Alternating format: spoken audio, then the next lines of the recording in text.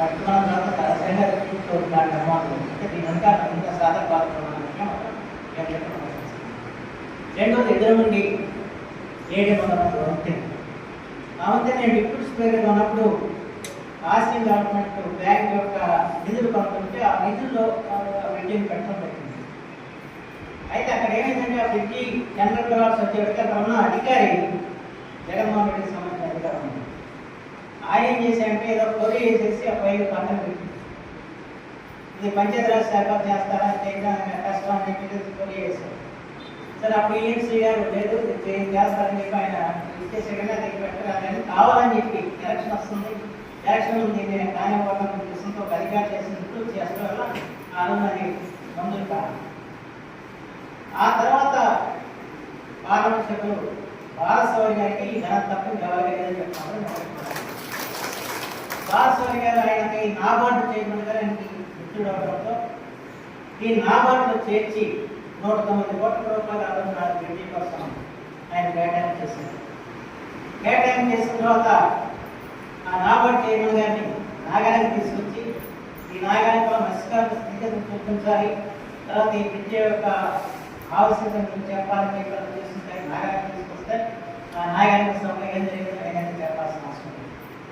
నాలో ఎంపీ గారి ఈయన కొట్టడం ఇక మనలో పరిస్థితి జరగడం అదంతా కూడా నాబార్డు చైర్మన్ చూసి ఆయన భయాందోళన పోయిన పరిస్థితి ఆ రోజు కనిపించారు. దాంతో ఏమైంది సమస్య ఒక నాబార్డు చైర్మన్ దాన్ని మంజూరు చేస్తారు కట్టేప్పుడు అతని మేనదారులతో ఊరేగించి సత్కరించి పంపాల్సిన బాధ్యత స్థానిక శాసనసభ్యులు ఉంది.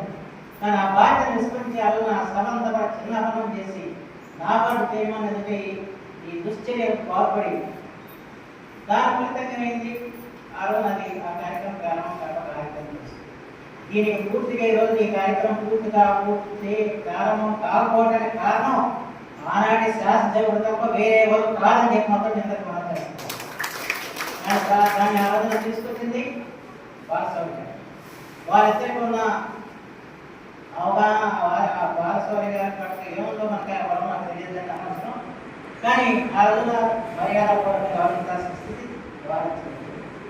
వాస్తవంగా ఆ రోజున నాబార్డు చేయడానికి ఎంతో మనం సాధించుకోవడానికి ఆస్కారం ఉంది.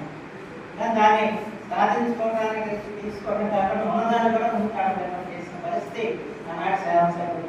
అంటే ఏ రకంగా ఆలోచన ద్వారా రాదు అంటే నేను ఎప్పుడు కూడా వంతెన నుంచి నేను ఈ 5 సంవత్సరాల తర్వాత కూడా ఎప్పుడు మాట్లాడాలి. ఆ రోజు చెప్పారు ఇది ఎంపీ గారు గణతనే చెప్పారు. ఇప్పుడు కూడా నేను చెప్పేది ఎంపీ గారు గణతే, నాకు అనుమానం లేదు.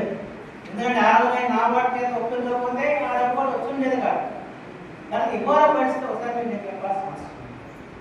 ఈ 109 కోట్ల రూపాయలు మంజూరు చేసిన తర్వాత ఈ 109 కోట్లలో కొంత డబ్బుని జగన్మోహన్ ప్రభుత్వం ఇతర పథకాలకు మళ్లించేసింది.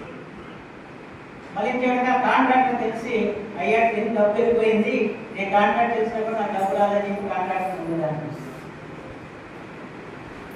అది తర్వాత ఎందుకు జరిగిందంటే అది మనకంటే కాంట్రాక్టర్ చేసింది. కాంట్రాక్టర్ అనేది అక్కడ 109 కోట్ల రూపాయలు కేటాయించడం వస్తాయండి. 109 కోట్ల కొంత డబ్బుని ఆల్రెడీ వేరే పథకాలకు మళ్ళీ చేసాడు జగన్మోహన్ రెడ్డి.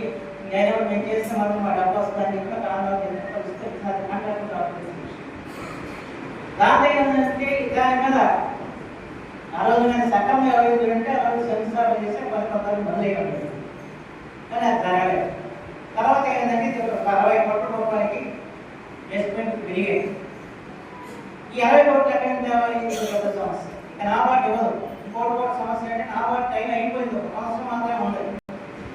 ఈ సంవత్సరం ఉంది కనుక అధికారులు ఏమన్నారంటే దీనికి టైం అయిపోయింది సార్ అంచేత ఇది 15లో మనం దీన్ని పూర్తి చేయము అంచేత దీన్ని ఆ నాబార్డులు నాకు ఒప్పుకోదని చెప్పి లేదని చెప్పి అప్పుడు మాట్లాడేది కానీ ఎంపీ గారు నాబార్డు చేయడంతో మాట్లాడి ఇది ఇంకా ఏదో రకంగా మొదలుపెట్టి ఏర్పాటు చేస్తాం. మీరు దయచేసి దానికి సానుకూలంగా ఎవరు మా ఇంట్లో